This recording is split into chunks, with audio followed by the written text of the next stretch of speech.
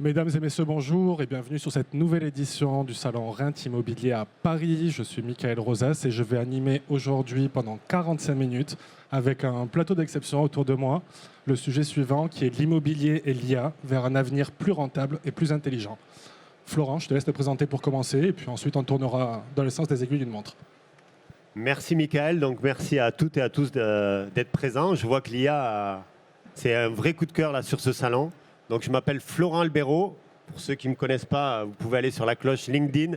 Je suis marchand de biens depuis 22 ans et donc j'ai créé la plateforme WIM. C'est une plateforme B2B où on porte 100% du risque et on file 50% de la marge à tout type de professionnels. Et on a intégré bien sûr l'IA dans notre système. Ok, merci Florent. Erwan? Bonjour à tous, donc Erwan Fleury, je suis cofondateur de Cashflow Positif. On est une société de conseil en investissement immobilier et la petite particularité c'est qu'on source la quasi-intégralité de nos biens grâce à l'IA, grâce à tout un tas d'algorithmes, on en parlera peut-être un peu plus tard. Voilà. Tout à fait. Merci Erwan. Léa, je t'écoute. Oui, je prends le relais. Donc, moi, je travaille chez Cashflow Positif depuis plus de 4 ans. Donc, j'ai été consultante en investissement au départ. Et aujourd'hui, je suis directrice commerciale. On a une quinzaine de personnes dans l'équipe commerciale. Et donc, je vais pouvoir apporter la touche féminine du plateau. C'est ce qu'on voulait. Merci beaucoup Léa. Théo? Bonjour à vous, donc moi c'est Théo Tillier, je suis directeur général du Ubiril, qui est une agence de gestion locative du groupe de Cashflow Positif, c'est une filiale. Donc aujourd'hui on est très axé IA et automatisation, on en reparlera juste ensuite. On avait déjà précisé, je crois qu'il y a un petit clash à venir entre Florent et Théo, ça arrive. Merci beaucoup Théo. Et pour finir, le plus beau, Samuel. Bonjour Mickaël, merci de cette invitation, merci d'être nombreux. Samuel Co, donc je suis le président de XP Realty en France.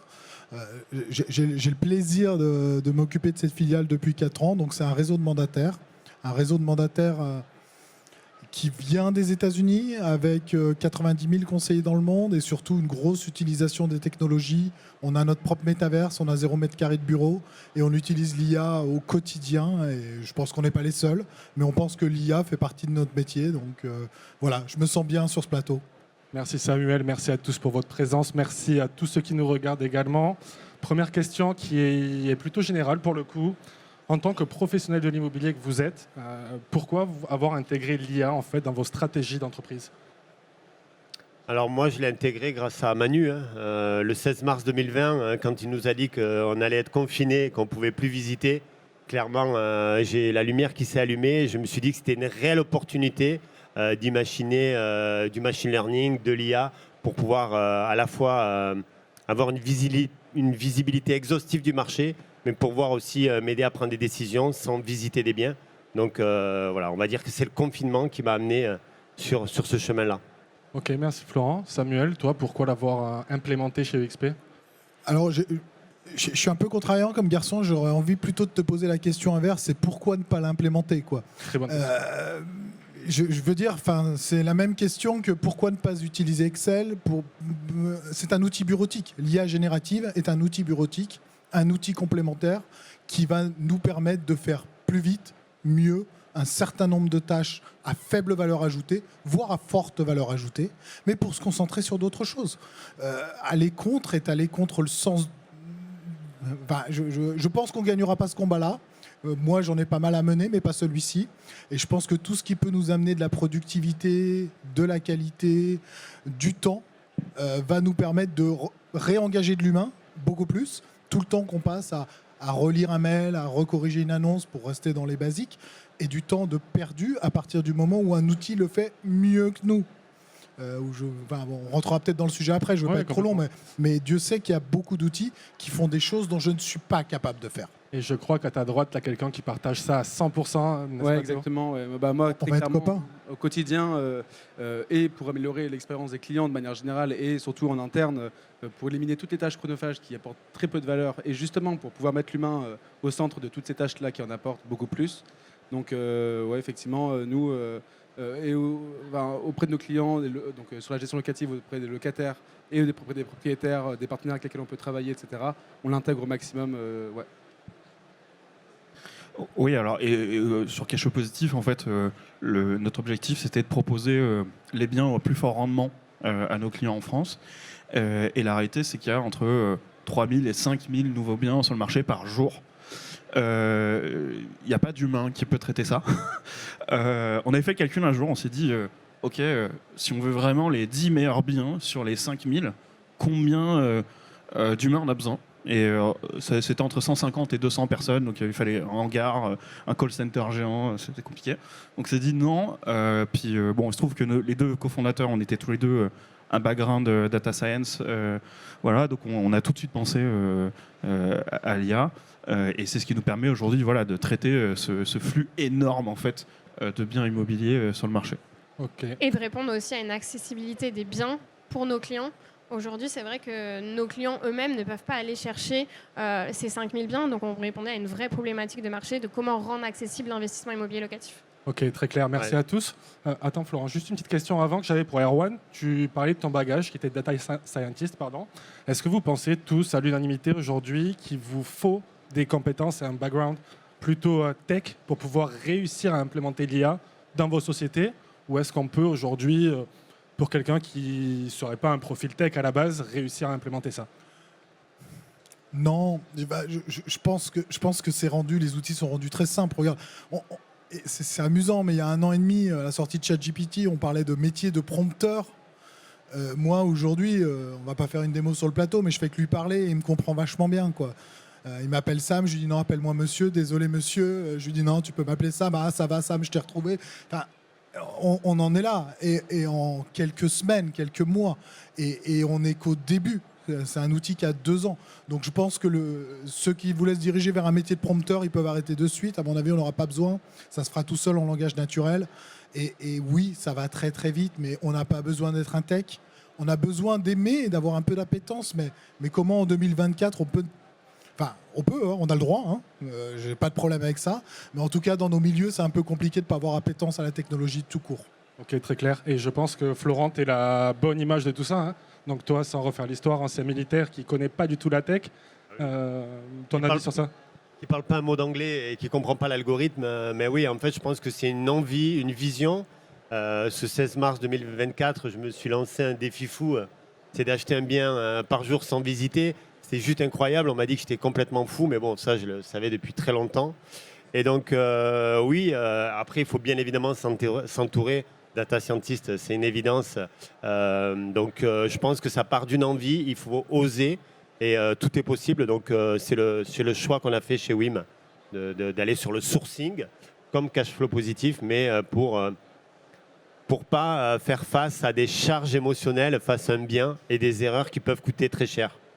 Très clair. Merci à tous. Donc là, on a vu, et vous êtes plus ou moins tous d'accord pour dire que on peut et il faut implémenter aujourd'hui l'IA dans nos sociétés.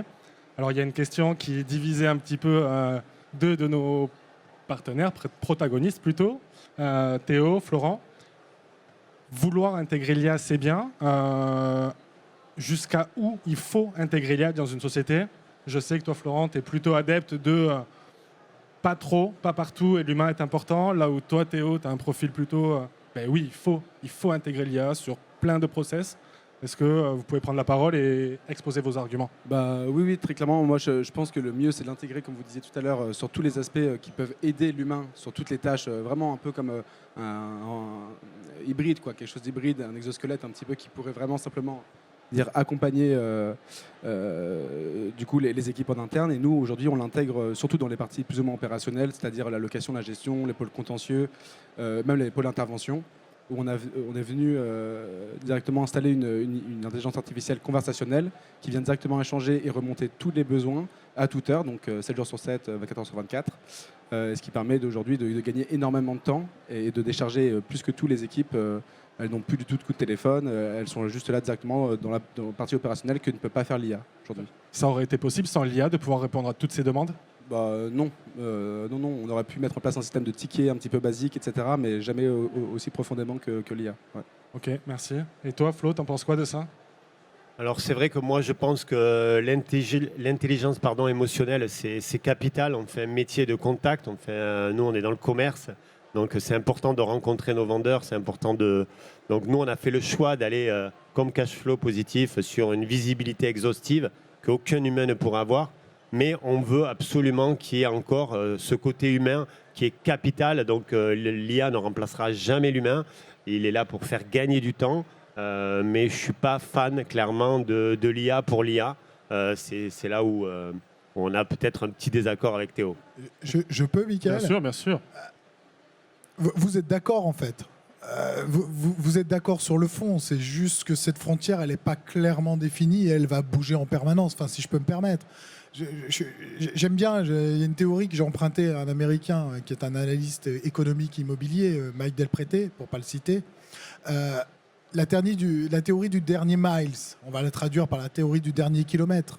Mais pour moi, dans nos métiers, le conseiller est indispensable, irremplaçable. C'est l'homme du dernier kilomètre qu'on emprunte à la logistique. On aura, alors en logistique, ça sera peut-être remplacé par des drones, mais nous, on ne sera pas remplacé parce qu'on a besoin de ce contact, on a besoin de ces dernières choses, on a besoin de cette relation de confiance. Par contre, tout ce qu'il y a en amont, tout ce qu'il y a en aval, on va lui économiser du temps, de l'énergie et de la qualité de service, du temps passé avec ses clients. Donc, concentrons-nous sur ce dernier kilomètre. Toi, président France de XP, est-ce qu'aujourd'hui, tu es capable de quantifier, soit financièrement, soit en temps de temps homme, la plus-value de l'IA aujourd'hui au sein de XP sur tel ou tel process ou telle branche de ta société? Alors, quantifier, non. Par contre, on a beaucoup de chance. Moi, j'ai un président qui est très tech. Il a voulu un métaverse depuis le départ. Il est toujours aux commandes. Nous, on a ChatGPT Team pour tout le staff. Il nous invite. On a un concours en ce moment de création de GPT. Donc celui qui fait le meilleur GPT dans le personnel, quoi. Donc voilà, moi j'ai créé des GPT et je suis encore en train d'en créer sur plein de sujets. On a fait, je vois ma directrice des opérations pas loin, mais Béatrice a fait des grands manuels, etc. Et tu as 130 pages. Mets-le dans un GPT, tu poses la question, tu as la réponse. Je ne me permettrai pas de dire que nos agents n'ont pas envie de chercher, mais ils n'ont pas envie de chercher. Donc, à partir du moment où le GPT répond, eh ben, on gagne un temps précieux et on avance beaucoup plus vite. Donc oui, utilisons ces outils, rendons la vie... Je suis un grand fainéant, je ne devrais pas le dire, hein, mais si on peut nous rendre la vie plus simple, pourquoi s'en priver? Donc le temps homme, il est monstrueux et je pense qu'aujourd'hui, déjà nous, en titre staff, c'est largement plusieurs personnes chaque jour. C'est ce que j'appelle des fainéants intellectuels, personnellement. Aussi. Léa, toi qui es au contact des clients directs sur le terrain en tant que directrice commerciale, comment tu le vis tout ça dans ton quotidien? Oui, nous c'est vrai qu'on l'a vraiment intégré pour plusieurs raisons. Déjà parce que, comme on le disait tout à l'heure, sourcer des biens à la main quand il y a 5000 nouveaux biens tout confondus, c'est long, c'est fastidieux. Donc on économise en effet là sur du staff, mais nous on essaye surtout de faciliter la vie de nos consultants, en tout cas de moi, de mes équipes au quotidien. Mais pour apporter, l'IA est là pour apporter de la donnée, mais pas pour... L'IA ne sait pas tout. En fait, l'IA apporte une donnée, une base de connaissances qui est très bien, mais elle n'est pas irréfutable, elle n'est pas totalement exacte. Et elle est là juste pour appuyer et justement pour rendre les choses plus rationnelles. Ça reste de l'aide à la prise de décision. C'est ça. On n'a pas aujourd'hui de l'IA qui prend des décisions toute seule. Elle permet de guider des humains sur une prise de décision plus éclairée et plus judicieuse. Oui, peut-être un petit exemple concret, ça guidera un petit peu tout le monde. Nous, on utilise l'IA notamment pour calculer la tension transactionnelle, mais aussi la tension locative. On va parler plutôt de la tension locative, je pense que c'est quelque chose qui intéresse beaucoup de gens quand on achète un bien. Aujourd'hui, on est capable de dire grâce à l'IA, dans n'importe quelle ville de France, peu importe la taille de la ville, en combien de temps on va relouer un T1, un T2, un T3 ou un T4. Et ça permet de prendre une décision rationnelle sur l'investissement. C'est de la donnée qui n'est pas accessible à tout le monde. Mais là, l'humain est là pour apporter cette donnée que l'IA a extraite et pour la rationaliser dans un contexte et donc pour rationaliser l'investissement pour nos clients notamment. Tirer les yeux fermés, toi, sur les infos qu'elle te donne, l'IA. Aujourd'hui, quand une IA te dit t'achètes un appartement, alors je vais parler de Bordeaux, je vais être chauvin un petit peu. Est-ce que tu dirais, oui, je vais acheter celui-là parce que je sais que la tension est de 2-3 mois? L'IA, il faut la mettre dans un contexte. Ouais. Oui, on peut lui faire confiance, mais dans quel contexte? Là, l'humain est justement là pour apporter le contexte autour de l'IA, sur combien de données on se base, sur combien de temps. Nous, l'IA, elle est là depuis plus de 5 ans, elle passe sur tous les sites de location, elle permet vraiment d'apporter une information fiable, mais c'est l'humain qui rassure en ce sens-là. Je pense aussi, on utilise le terme IA, il y a les IA, sans vouloir rentrer dans les détails techniques, et ce dont parle Léa en l'occurrence, l'occurrence, c'est une base de données propriétaire qu'on a construite, donc c'est des choses un peu spécifiques. C'est pas juste ChatGPT, est-ce que je dois investir dans cette ville? La réponse sera probablement pas très bonne.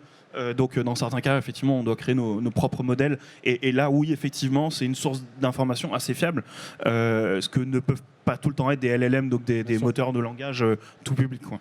Ok, Florent, tu voulais dire quelque chose? Ouais, je vais rajouter qu'en fait, rassurez-vous, l'IA fera pas le chèque à votre place. Donc voilà, c'est ce qu'on peut dire. C'est vraiment une aide à la vente. C'est vraiment, nous on l'a vu très analytique en fait. Quand on fait des opérations de marchand de biens ou quand on fait des investissements, parfois on a tendance, il y a un acteur dans le système qui va faire qu'on va être flouté par notre prise de décision. Un excès de confiance ou une affect un peu plus importante.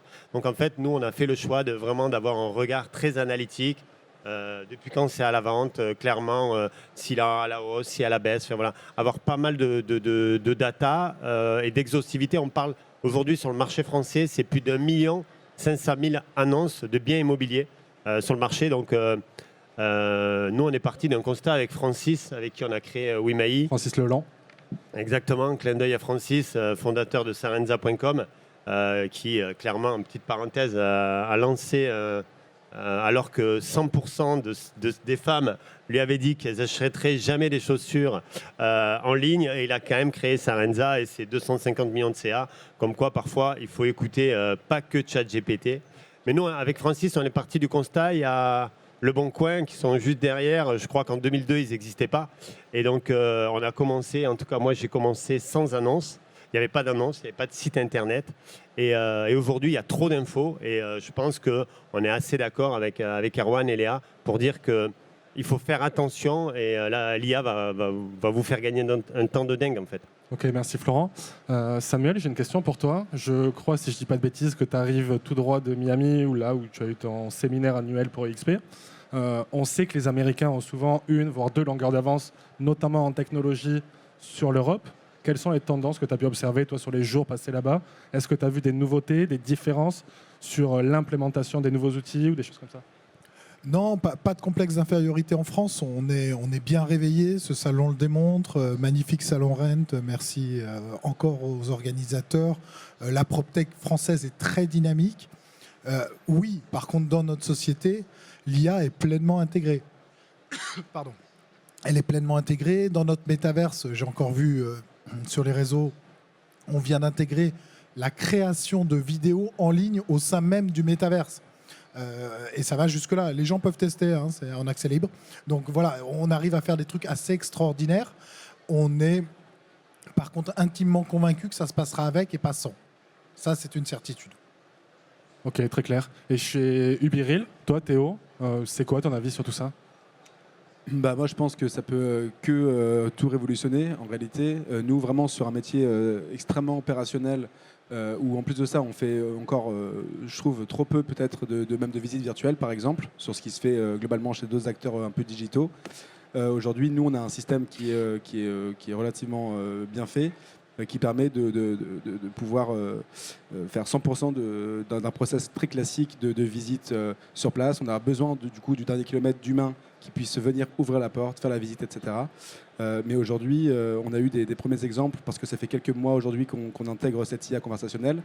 Et justement, on a des exemples très précis de relocations qui sont faites automatiquement de A à Z, sans intervention humaine, à part la personne qui pouvait ouvrir la porte sur place. Ouais, bien sûr. Mais ça, c'est vraiment un exemple extraordinaire. On pourrait même, si on pousse le truc, remplacer avec une boîte à clés, une ouverture autonome. Enfin voilà, nous, voilà, c'était pas le cas dans ce cas-là, mais on pourrait dans l'absolu aller vraiment de A à Z sur du full digital. Ouais.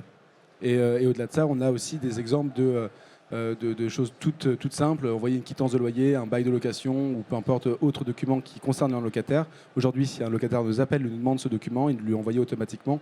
On a enlevé 2-3 équivalents temps plein au sein de l'équipe via ça, et ce qui permet surtout de ne pas les enlever, mais surtout de les mettre sur des tâches qui apporteront beaucoup plus.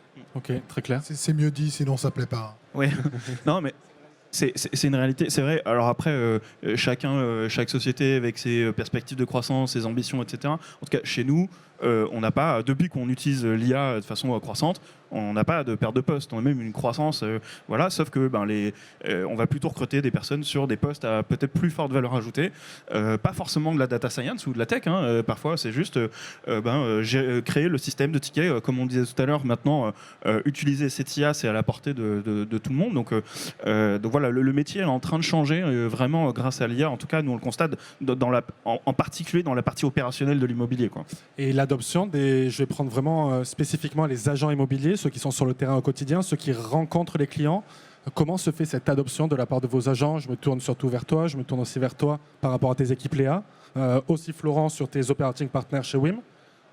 Oui, nous, on n'a pas d'agent immobilier au sein de l'entreprise, mais on travaille avec des agents immobiliers. Et on a vu le changement du coup se faire, puisqu'on a été créé également pendant le Covid. Voilà, on a vu le changement se faire et l'IA un peu, en tout cas, tout ce qui est virtuel, commencer vraiment à s'intégrer dans le processus de vente, notamment le fait que les visites virtuelles, depuis le Covid, on fait des visites virtuelles. Je pense que c'est une chose qui n'existait pas ou très très peu juste avant les confinements. Aujourd'hui, les agents ont beaucoup plus de facilité à vendre à distance à des gens qui ne viennent pas forcément visiter en physique, en tout cas les biens. Il y a les notaires aussi qui se sont adaptés. Avant, historiquement, il y avait très peu de signatures de compromis ou d'actes de vente totalement à distance. Aujourd'hui, moi, je vois 50% des signatures d'actes de vente ou de compromis. Tout le monde est à distance, en visio. Bien sûr, on relie, tout le monde est présent. Mais il n'y a plus de nécessité d'être à une localisation exacte. Donc nous, on voit que ça a vraiment fluidifié cette partie-là. Ouais. Samuel? Je pense qu'on a des conseillers intelligents, donc à partir du moment où, je tourne en rond, hein, mais où il y a un gain de temps, un gain de productivité, que ce soit du temps personnel ou du temps professionnel, si on sait le mettre dans leurs mains de bonne façon, il n'y a pas de débat. Notre logiciel transaction, il va avoir des évolutions, il va avoir directement des traductions automatiques, mais bien correctement réalisées. Google Translation existe depuis longtemps, mais ça pique un peu les yeux quand tu parles l'autre langue. Il va y avoir automatiquement du retraitement d'images, il va y avoir automatiquement de la plus-value pour le conseiller, de la correction orthographique, grammaticale. Comment s'en priver ? C'est des petits détails, mais l'envoi du bon de visite automatique, le compte-rendu de visite, tu sors, tu parles à ton téléphone, tu as un vrai compte-rendu de visite qui part par mail. Combien d'entre vous, en achetant un bien immobilier, n'ont pas reçu de compte-rendu de visite? Beaucoup trop, beaucoup trop. Je ne veux même pas connaître la réponse. Mais voilà, mais simplifions ces tâches pour qu'elles se fassent bien, qu'il y ait un vrai suivi, un vrai qualitatif. Et là, je vais m'en reporter aux États-Unis, mais qu'on devienne le médecin de famille, d'une famille dans l'immobilier, qu'on fidélise, et on fidélisera par la qualité de service. Les outils nous apportent cette qualité de service, l'IA nous apporte cette qualité de service. Merci Samuel. Florent? Ouais, je suis totalement d'accord avec tout le monde, hein. C'est des gens intelligents, hein, qui ont compris que le temps, c'est de l'argent. Moi, j'ai vécu une aventure incroyable. Nous, tous les jours à 15h, alors sauf aujourd'hui, on fait entre 6 et 10 offres d'achat en live.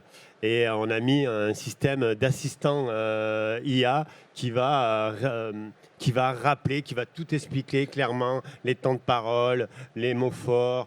C'est hyper intéressant d'avoir cet assistant qui va contextualiser un peu ce qui s'est passé et l'offrir à notre communauté. On a fait hier une offre d'achat en direct avec des vendeurs et c'était incroyable que voir tout ce qu'elle a pu retenir et tout le temps qu'elle a pu faire gagner à la communauté d'apprentissage en fait. Donc top.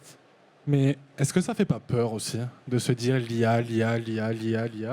Est-ce que derrière, le côté humain ne va pas se perdre? Je sais, j'ai rencontré, pas plus tard qu'aujourd'hui, certaines personnes qui me disaient « Moi, l'IA, j'en veux pas du tout. Ça me fait peur. Je veux garder le contact avec mes clients. Je veux leur parler. Je veux les voir. Je veux aller visiter un bien parce que s'il faut, derrière le mur, derrière la peinture, il y aura de la moisissure. Et ça, sur une visite virtuelle, je vais pas le voir. » Ah, il faut, alors là, vraiment. Moi, 100% des biens doivent être visibles. Alors, tant mieux qu'ils s'en fassent sans. Moi, ça ne me viendrait pas à l'idée une demi-seconde d'acheter un bien sans l'avoir vu. Alors là, pour le coup, je pense que tu vas avoir un sacré concurrent en face de toi. Florent, quelque chose à dire? C'est pas pareil. Florent, il a une stratégie derrière, mais je parle de biens à titre personnel. C'est pas la même stratégie. C'est vrai que je vais quand même déconseiller, en tout cas c'est mon notaire qui me dit de déconseiller d'acheter sans visiter. Alors pour acheter sans visiter, déjà il a fallu commencer par acheter par visiter. Et ça remonte déjà en 1996, la première fois que j'ai acheté. Mais déjà sur mon premier investissement, j'en avais acheté un des deux que je n'avais pas visité. Après, je pense que c'est une Tu, connaissance. tu l'as toujours, non? Non, je l'ai vendu. C'est parce que je ne l'avais pas visité. Non, je pense qu'en fait, ce qui se passe chez moi, c'est que j'arrive à prendre des décisions assez binaires, assez rapides. Et le fait d'avoir rencontré beaucoup de personnes, de connaître aussi son marché, j'arrive à identifier si l'interlocuteur ou l'interlocutrice en face de moi est en train de me raconter une salade ou réellement, si je ressens que c'est un peu comme la peur, si je ressens qu'on est face à une opportunité, j'ai une capacité de prendre des décisions. Et c'est le pari qu'on s'est fait, qu'on a fait depuis 2020, d'acheter sans visiter. Ouais. Moi, je suis alignée sur le fait qu'il faut visiter avant, en tout cas de signer un compromis. Mais je pense qu'aujourd'hui, la visite virtuelle a surtout permis à des gens qui habitaient à Paris et qui voulaient acheter un bien en Provence, à l'autre bout de la France, en tout cas de se faire une première idée sur un bien virtuellement et de peut-être éviter des déplacements parfois inutiles qui prennent beaucoup de temps. Parce qu'un aller-retour en voiture dans le sud de la France, c'est quand même plus d'une journée à aller-retour. Oui, et puis également pour les conseillers. Je veux dire, visiter n'est pas travailler. Vendre, c'est travailler. Enfin, le temps de visite, l'organisation d'une visite acquéreur-vendeur, on ne se rend pas forcément compte, mais c'est vraiment du temps. On parlait du fait que des fois les gens oublient qu'ils ne seront pas là sans nous le dire, etc. Donc c'est vraiment une vraie gestion. Donc si on peut simplifier cette partie-là, encore une fois, oui. Après, je pense que ce dernier kilomètre, je tourne en rond, mais reviendra à un moment ou un autre. Quoi. Ouais, mais alors, pour acheter sans visiter, de toute évidence, c'est avec une personne de confiance. C'est quelqu'un qui va avoir une connaissance, une maîtrise marché, pas quelqu'un qui raconte une salade. Et donc, oui, on peut, avec de l'expérience, acheter sans visiter. Ce n'est pas forcément recommandé, mais avec les yeux, avec quelqu'un qui visite physiquement et qui va voir à l'intérieur de la maison et à l'extérieur, voir si réellement on a tous les éléments. Il y a besoin d'experts quand même. Très clair. J'ai une question qui s'adresse notamment à toi, Florent, toi, Erwan et Samuel. En tant que CEO, est-ce que l'IA, elle influence même vos décisions stratégiques pour la société ? Décision stratégique, elle me permet peut-être d'avoir plus de temps pour la stratégie. Ok, intéressant. Moi, personnellement, il n'y a pas une journée, alors principalement ChatGPT, mais j'ai également remplacé Google par Perplexity. Je vais quasiment plus sur Google parce que je trouve que le résultat me va mieux. Mais ChatGPT, effectivement, va simplifier mon quotidien. Il y a plein de choses où j'aurais sollicité un membre de mon staff, un tableau croisé dynamique à faire. Même si ça fait 25 ans que j'utilise Excel, je suis toujours pas bon. Voilà, mais là, non, finalement, je sais faire plein de choses que je ne savais pas faire il y a un an. C'est dingue parce que je suis pas tout à fait jeune et j'apprends encore chaque jour à faire de nouvelles choses. Et en plus, j'apprends réellement.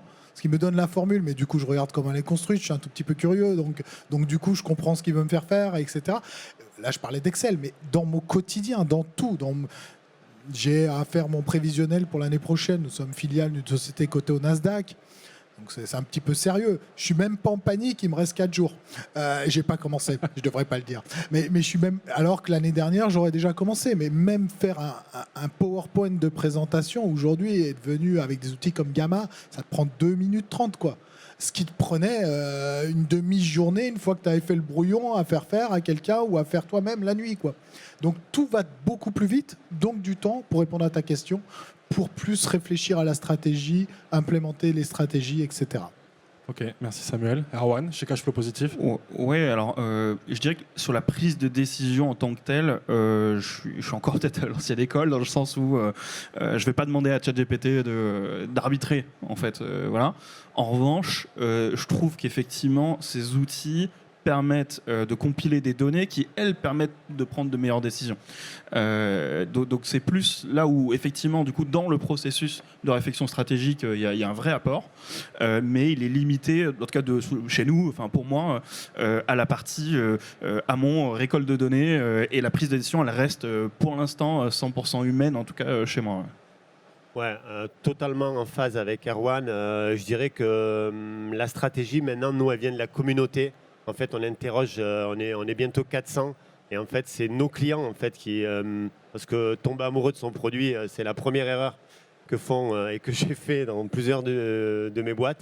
Et donc, je suis totalement d'accord avec lui que la vision, la stratégie, c'est à nous et à nos clients d'essayer de l'adapter. Ouais. Ok, merci. Merci à vous trois. Quelque chose à dire de ton côté, toi Théo, en rajouter peut-être ? Non, pas forcément. À part effectivement ce qui a été dit, je suis très aligné là-dessus.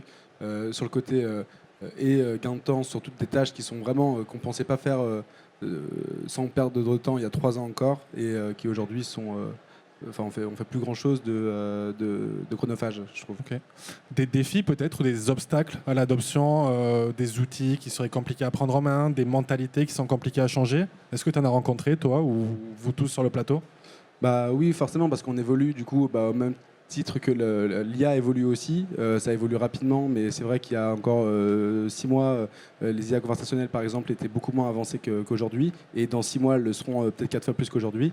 Donc voilà, et puis effectivement, vous l'aviez dit, il me semble tout à l'heure, mais c'est pas le tout d'avoir de l'IA. Il faut avoir une IA connectée avec des vraies données. Et aujourd'hui, nous, on a de la chance d'avoir une app développée en interne qui reprend 100% de toutes les données que peut avoir un de nos salariés, de nos collaborateurs. Et aujourd'hui, l'IA, elle se sert dans cette donnée-là, donc elle a 100% de toutes les informations qu'il faut. Et donc, une IA qui est bien nourrie, c'est le contexte. Elle est parfaite. Ouais. Voilà. Je pense que toutes les personnes qui ont essayé ChatGPT s'en rendent compte. Faire un prompt ChatGPT, trouve-moi une solution et voici le contexte, trouve-moi une solution, c'est absolument pas le même résultat.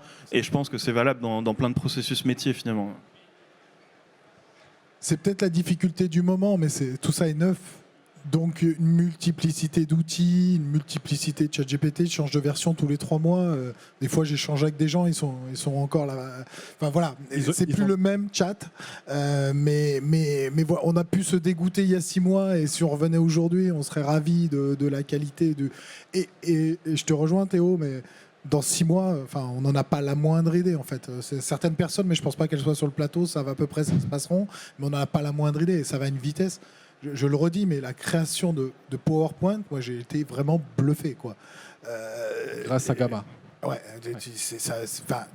là encore une fois, pour en avoir fait quelques-unes des présentations dans ma carrière, ça prend du temps, quoi. Entre ton idée et la forme, tu as le fond tu l'as, il vient de ta tête. La plupart du temps, avec des datas, on est d'accord. Mais là, non seulement tu vas avoir un fond plus qualitatif parce que tu as pu récolter de la data, etc. Et tu vas avoir une mise en forme instantanée. Et Dieu sait que tu as d'autres choses à faire. Ouais, ce qui est dingue, en fait, ce qu'on partage là avec Erwan, c'est qu'en fait, on a eu l'envie de comprendre que la data, l'IA va nous aider dans le sourcing, mais ce que je trouvais hyper intéressant, c'est qu'ils l'ont mis au service d'un business model différent du nôtre, d'un secteur d'activité différent du nôtre, et ça, je trouve que c'est génial avec l'IA. C'est-à-dire que sur le sourcing, en fait, on peut avoir des approches différentes. Mais moi, en fait, la question que j'aimerais qu'on réponde tous ensemble, même si ce n'est pas mon rôle, c'est qu'est-ce qu'on pourrait apporter à nos utilisateurs en 2025 qui fasse qu'on se dise vraiment, ah ouais, là, l'IA, pour nos investissements, qu'est-ce qu'on pourrait imaginer, qu'est-ce qu'on pourrait dévoiler aujourd'hui sur le plateau. Et là, c'est le défi qu'on a. On a 12 minutes pour répondre à ça, là. Je ne parlerai pas des utilisateurs tout de suite, mais déjà des équipes en interne, parce qu'aujourd'hui, je pense qu'il y a aussi un réel enjeu, c'est que les gens ne sont pas forcément formés. Alors certains sont passionnés et ils vont se former par eux-mêmes, mais ça évolue très vite. Et je pense qu'il y a un véritable enjeu dans la plupart des sociétés, c'est de former, et quand même pas quotidiennement, mais en tout cas mensuellement ou trimestriellement, en tout cas de manière récurrente sur les outils qui peuvent faire gagner du temps à nos équipes. On parlait de Gamma pour PowerPoint, de ChatGPT pour les prompts ou autres. Il y a un réel enjeu, je pense, de gain de productivité pour que les gens se concentrent sur des tâches où ils sont réellement utiles, où il y a une vraie valeur ajoutée pour justement les utilisateurs qui s'accordent peut-être plus de temps aux clients et aux utilisateurs finaux des solutions. Et c'est vrai que c'est intéressant parce qu'on est parfois confronté. Alors nous, on est une jeune entreprise, on a des personnes en apprentissage chez nous et leurs professeurs à l'école diabolisent, pas tous, heureusement, certains professeurs diabolisent un peu ChatGPT parce que ça rend leur travail aussi de professeur plus compliqué. Enfin voilà. Et on a parfois des gens sur le marché du travail plus jeunes que nous, de la nouvelle génération, qui peuvent avoir un peu de réticence, ce qui est un peu contre-intuitif. Et je pense qu'aussi, il faut militer pour expliquer à tout le monde que c'est plutôt positif dans l'ensemble, même s'il y a plein de choses négatives, et casser un peu ces a priori qu'il peut y avoir parfois sur l'IA, et en particulier les LLM. Ok. Je pense qu'il y a une urgence, c'est pas le sujet, mais il y a une urgence au niveau de l'éducation nationale de ne pas trop tarder à prendre en main ce sujet et à former, à aider, à utiliser, plutôt que de combattre, parce que le combat, à mon avis, il est perdu. Hein. Il est perdu d'avance. J'ai 2 grands garçons, voilà, je pense qu'ils sont très contents de la venue de l'IA, qui réalisent pas mal de leurs devoirs et qui continuera à le faire. Et il y a un moment où, je veux dire, tu auras une oreillette, tu n'auras même plus ton téléphone, enfin, c'est pas gérable, donc ne combattons pas, voyons comment on peut l'adapter, comment on peut le rentrer dans... Je pense que là, il ne faut pas prendre de retard là-dessus non plus. Et est-ce qu'on peut, du coup, aujourd'hui, comparer l'arrivée de l'IA à l'arrivée d'Internet dans les années 2000 ou est-ce sûr. Moi, en 96, je vendais des sites Internet. Donc voilà, c'était mon premier, deuxième job dans ma vie active. Donc j'ai vu le début, parce que je revenais des États-Unis où j'avais été dans un service commercial, une petite cage où il y avait Internet. On revient, alors vous savez, c'est les porteuses. Non, vous savez pas, vous êtes tous jeunes là. Si Florent, ça faisait du bruit, etc. Ça marchait pas. Mais voilà, mais je vendais des sites internet à l'époque et oui, ça faisait peur. Oui, c'était la même chose. Mais comme l'iPhone, on va pas les sortir, on va pas faire de la pub pour Apple. Mais même chose, ça servait à rien un smartphone. Vous étiez trop jeune, Michael, mais ça servait à rien. J'ai connu les téléphones. Voilà, t'avais un 3210, ça marchait très bien, quoi. Exactement, il y avait le Snake en plus dessus à l'époque. Et en plus, on avait Snake et on le regrette presque aujourd'hui.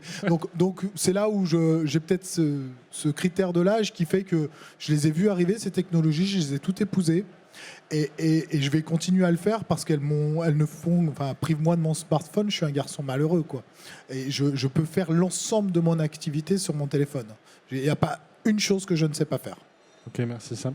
Florent, quelque chose à rajouter? Complètement aligné. Hein. Pendant qu'il vendait des sites, je visitais, j'achetais mes premiers biens. Mais ouais, je suis totalement aligné. En tout cas, moi, ça a été un déclic, le confinement, et de me dire que là, c'est vraiment un train qu'il faut pas manquer. Il va très vite. Hein. C'est plus qu'un train. Hein. C'est une fusée, et je pense qu'il faut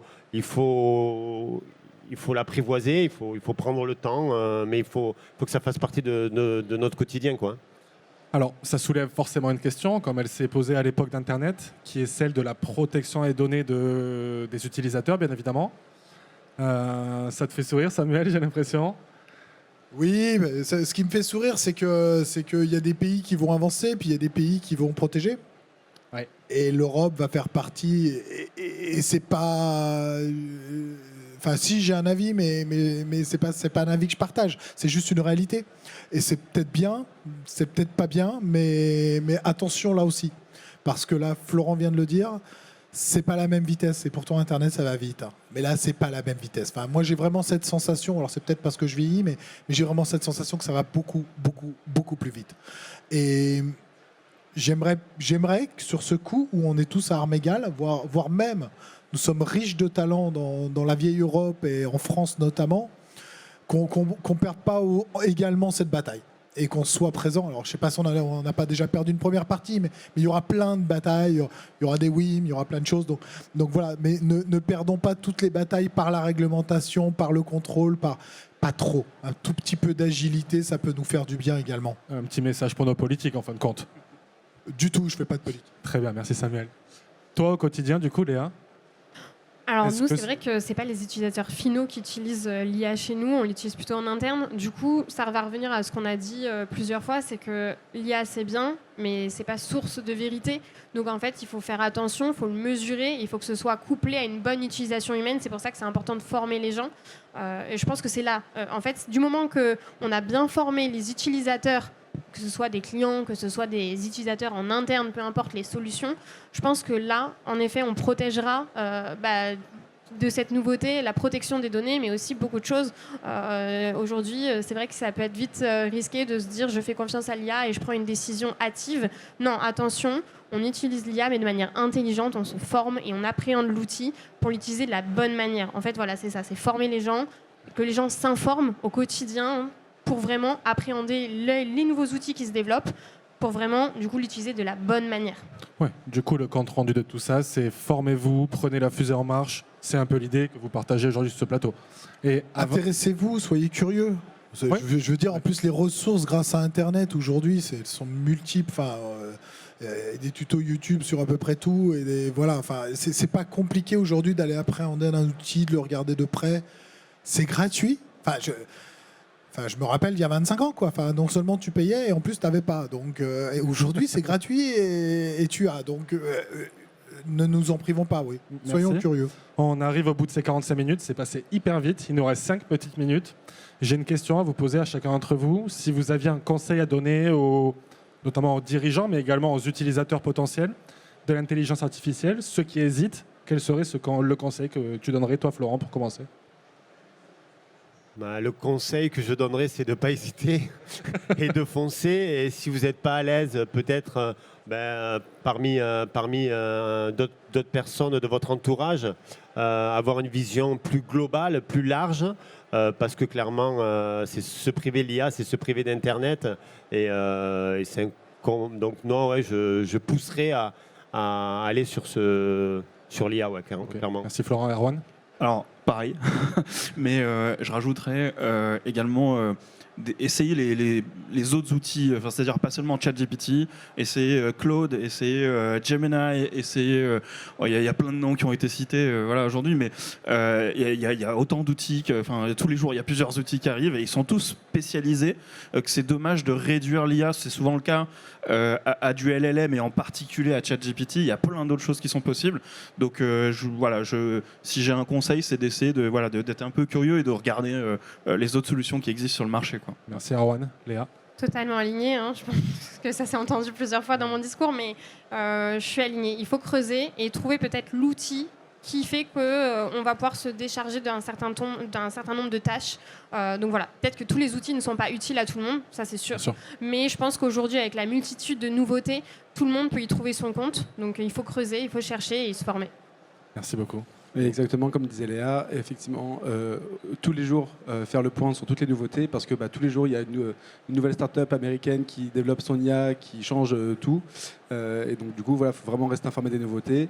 Ne pas hésiter à faire le tour de tous les autres partenaires même du salon Rent, parce que chacun a ses idées, chacun a ses petites astuces et je pense qu'on peut tous se nourrir de nouveautés de chacun. Et j'ajoute, pour ceux qui chercheraient une source d'information, un site où voir toutes les nouveautés, moi j'utilise beaucoup Product Hunt. Tout à fait, c'est américain. Voilà, c'est un site américain, c'est hyper bien fait.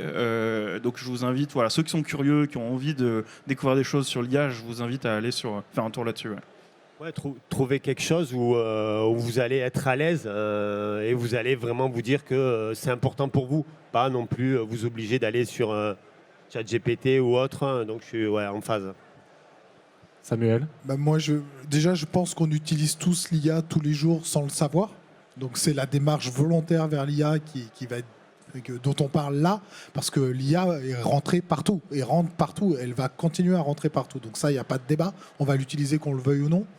De façon volontaire, j'ai envie de dire que si vous n'êtes pas connecté à Internet, que vous n'avez pas de smartphone, n'utilisez pas l'IA. Si vous avez adopté les deux autres, je pense que vous n'avez pas le droit de vous tromper. Et là, on l'a souligné, mais la vitesse de déploiement va beaucoup plus vite. Donc je pense que ça sera rattrapable. Je pense qu'il y a peut-être des choses inutiles. On a parlé des prompts tout à l'heure. Mais voilà, soyez curieux. Je reste sur le mot curieux. Intéressez-vous à ce sujet. Regardez comment dans votre quotidien, sans intrusion, il peut vous apporter de la qualité de vie. Et l'IA peut nous apporter de la qualité de vie. Ce n'est pas notre ennemi. Merci beaucoup. Où est-ce qu'on peut te retrouver, Samuel, sur le salon pour ceux qui voudraient échanger avec toi? C19. Théo, Léa et toi, Erwan? On sera sur le stand B37. Et pour finir, Florent? H68. Dernière question à vous tous. Pensez-vous que l'IA puisse un jour remplacer complètement l'humain dans l'immobilier? Oui ou non? Non. Non. Non. Pas du tout. Bien sûr que non. Merci à tous. Merci à tous ceux qui nous ont écoutés et regardés. Merci encore à vous. N'hésitez pas, formez-vous, renseignez-vous, soyez curieux. Et puis au plaisir d'échanger avec vous tous. Merci. Merci. Merci, Mickaël. Merci Mika. Merci, Mickaël. Merci aux autres.